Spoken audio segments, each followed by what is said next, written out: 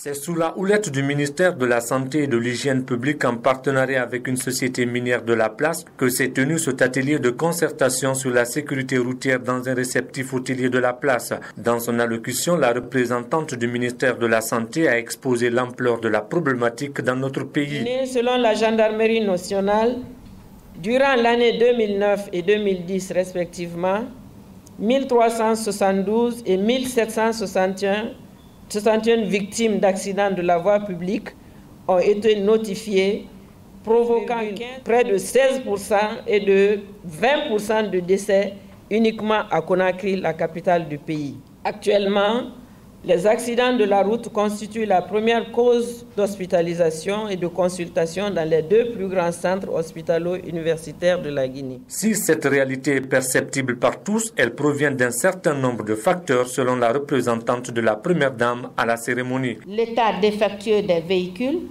la dégradation des routes, l'inobservance des règles élémentaires en matière de conduite et les transports mixtes sont autant de facteurs contribuant à la hausse du nombre des victimes. Nous avons encore en souvenir les accidents tragiques de Bonfim et de Bela qui, à eux deux seulement, ont fait plus de 100 morts. Malgré la gravité du constat, la sécurité routière souffre d'un manque d'attention selon l'Organisation mondiale de la santé. La sécurité routière ne reçoit pas suffisamment d'attention à l'échelle nationale et internationale. Cela tient notamment à un manque de sensibilisation générale et d'informations précises sur l'ampleur du problème, sur le coût économique, sanitaire et social des accidents de la circulation et sur les interventions que peuvent prévenir les accidents ou réduire les conséquences douloureuses. L'enfant au cœur du développement est le thème du premier forum de l'enfant organisé par le ministère de la promotion féminine et de l'enfance ce mercredi au Palais du Peuple. Selon le président du Parlement des enfants de Guinée, la tenue de ce forum est une opportunité pour tous les enfants de s'exprimer. La tenue du premier forum national sur l'enfance est une opportunité pour nous de décrire la situation dans laquelle nous vivons et de faire un plaidoyer auprès de vous pour son amélioration. Ce forum se déroulera pendant 3 jours et se focalisera sur les principaux défis dont, entre autres, la faiblesse du budget alloué à l'enfance, 1,4%, une volonté politique timide à soutenir, accompagner les programmes projets de l'enfance en République de Guinée. Malgré les louables efforts fournis par le gouvernement et ses partenaires, le chemin est encore long pour que tous les enfants de Guinée aient accès aux services sociaux de base adéquats, pour qu'ils soient protégés contre l'exploitation, la négligence et d'autres manquements de droits à leur égard. Quant au ministre d'État chargé des Travaux publics et des Transports, il s'est réjoui de la tenue de ce forum de l'enfant dans notre pays. Les initiateurs du présent forum ont parfaitement raison de placer l'enfant au cœur du développement. Moi, j'allais dire l'enfant au cœur du changement. L'on a quelques raisons de se battre pour un meilleur devenir de l'enfant guinéen. Cela en offrant plus d'opportunités aux enfants de bénéficier d'espaces de jeu, de divertissement pour leur plein épanouissement, de structures publiques et communautaires d'encadrement suffisantes et de qualité, de structures d'accueil conséquentes pour les enfants ayant besoin de mesures spéciales de protection, de personnel compétent pour la prise en charge de ce groupe vulnérable, etc. À noter que ce forum premier du genre dans notre pays prendra fin ce vendredi 8 juin au Palais du Peuple. Informer et partager sur l'approche de l'OIM, Organisation internationale pour la migration, dans la mise en œuvre du programme d'aide au retour volontaire et la réintégration avec la Suisse, c'est l'objectif de la journée de conférence qu'a organisé l'OIM en collaboration avec le ministère des Affaires étrangères dans la salle de réunion du ministère ce mercredi 6 juin. Le secrétaire général du ministère des Affaires étrangères, Ali Ghané, a dans son allocution mis l'accent sur les origines de la migration.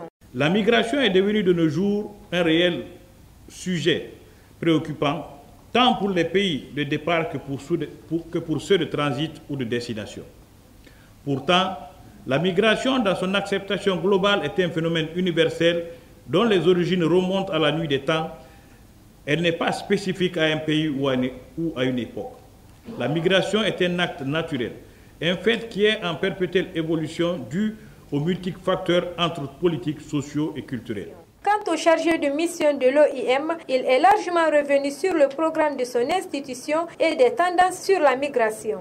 Depuis 2005, les différents programmes AVR ont permis d'assister 557 personnes, dont 45 femmes et 29 enfants, parmi lesquels 117 retournés de Suisse, dont une femme et 2 mineurs. La Suisse est le seul pays qui dispose d'un programme formel d'assistance aux migrants avec notre organisation. Ensuite, il est revenu à Damas Karamo, bénéficiaire du programme d'aide de la Suisse, de faire le récit de son parcours d'immigrant clandestin. La santé communautaire, et j'ai fait ce concours sans succès. Et quand le résultat est sorti, franchement, je n'avais pas d'autre soutien. Et ce qui est venu de mon idée, maintenant, c'était de quitter le pays. J'ai commencé d'abord par le Mali, l'Algérie. Il s'est passé beaucoup de choses. Nous sommes quittés pour la Tripoli. Là-bas, on a travaillé et c'est là-bas qu'on a cherché maintenant les moyens pour s'embarquer pour l'Europe. Le montant était à 800 et 1200 dollars. À noter que l'OIM compte travailler avec tous les services impliqués dans la lutte contre l'immigration clandestine.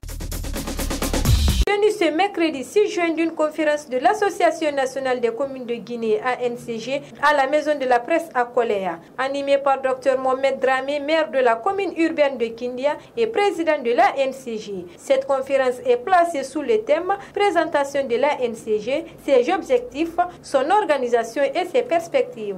À cet égard, l'évolution sociale et politique de la Guinée et l'exigence d'un changement qualitatif ont motivé la mise en place de cette association.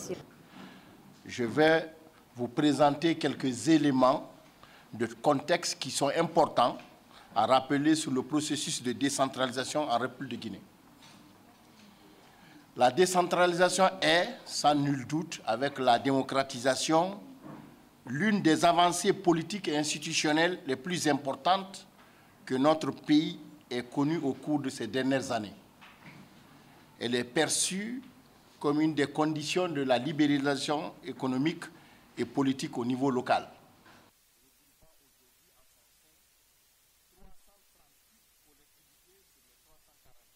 Poursuivant, le président dans son allocution a mis l'accent sur les objectifs généraux de l'ANCG. Notre association a pour objectif général de créer un cadre de concertation et d'échange pour un développement socio-économique et culturel des communes.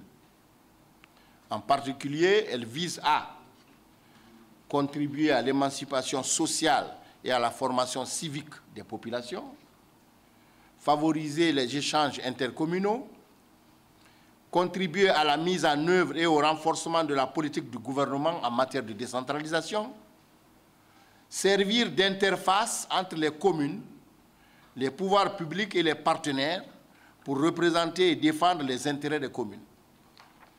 Développer, capitaliser et fructifier les expériences de gestion communale pour renforcer les capacités des communes membres. Dans cette optique, l'ANCG interpelle tous ses partenaires potentiels pour l'aider à mener à bien sa mission d'appui à l'émergence d'une véritable démocratie et du développement local.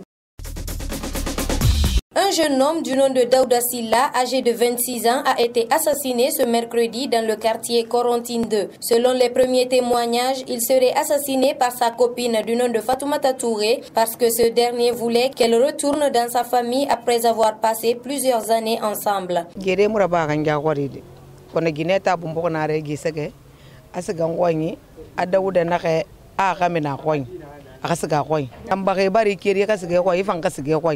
Na ba me ku yomuna fami muna kambe ifanga sege famille muna meni ina kankeli amadi bar kirisira ba ntam fo bakiki nege mo biri munda dam faare woto mo goti atamman yaman na nyama to banki dera anaka konkon na ran tan daga nan ba amadi faaka nan kasu mfa so fam faal madi faaka a bendongo akama ya nan mafaka Les services de sécurité informés se sont rendus sur les lieux pour faire le constat. Selon le secrétaire général des services spéciaux de la lutte contre la drogue et des crimes organisés, la présumée mise en cause est actuellement avec les forces de l'ordre. On a déclenché aussitôt une enquête pour rechercher Fatoumata Touré, qui était déjà en cavale. Alors, et puisqu'il y a les jeunes ici qui coopèrent bien avec nous, ils nous ont aidés. Comme vous savez, on ne dit pas de quoi il s'agit, mais ils nous ont aidés à remonter avec nos jeunes, de chercher à tout prix Fatoumata Touré pour qu'elle vienne nous expliquer le meurtre qu'elle vient de commettre. Alors, pratiquement, la main est mise sur Fatoumata. Par quelle manière? On a envoyé des hommes, les hommes l'ont arrêté quelque part avec nos bénévoles là, nos hommes de renseignement qui sont dans la rue. Ils l'ont arrêté quelque part, mais il y avait un afflux d'hommes et les gens voulaient la lyncher. Et c'est ainsi qu'ils l'ont. C'était à côté du camp Samori. Automatiquement, ils ont envoyé au camp Samori, au poste de garde du camp Samori, pour les garder là ici. Il faut rappeler que cela fait 2 semaines dans le même quartier qu'un bébé mort a été retrouvé dans les caniveaux et les enquêtes sont en cours pour trouver la cause réelle de cet assassinat. Après sa victoire dans la douleur et des conditions extrêmement difficiles dimanche 3 juin dernier, au compte de la première journée des éliminatoires de la Coupe du Monde 2014 face au Zimbabwe sous le score d'1-0, le Sili national de Guinée a regagné ce mardi 5 mai la capitale Conakry. C'est aux environs de 14h40 que l'avion transportant les poulains du technicien français Michel Dussier a atterri à l'aéroport international Conakry, Bessia. On est d'abord très satisfait d'avoir arrêté pour le début de la compétition. Après donc cette première victoire, les joueurs de l'équipe nationale de Guinée affirment qu'ils comptent bien se préparer pour défier les pharaons d'Égypte, septuple vainqueur de la Coupe d'Afrique des Nations ici à Conakry. Déjà, la première chose, on va bien récupérer parce qu'on a eu un long voyage dans des conditions très difficiles. On n'a pas été mis dans des meilleures conditions. Donc voilà, le match c'est dimanche. On va essayer de récupérer et d'être dans de bonnes conditions pour affronter l'Égypte. C'est un match très important, qui est attendu par beaucoup de monde. Donc on va être au niveau, on va bien se préparer, bien s'entraîner et pour remporter la victoire. L'équipe est en place, donc je suis content de leur apparition dans l'équipe nationale. J'ai été récompensé par une victoire. Ce n'est pas facile, mais je suis content de la victoire. Voilà, c'est un résultat difficile à aller chercher là-bas. On a fait ce qu'il fallait, donc voilà, tout le monde est content aujourd'hui. C'était ce qu'on était parti chercher, du moins. Voilà, maintenant on se prépare pour le match contre l'Égypte. A signaler que le Sili national de Guinée affrontera ce dimanche 10 juin au stade du 28 septembre les pharaons d'Égypte pour la deuxième journée des éliminatoires de la Coupe du Monde 2014.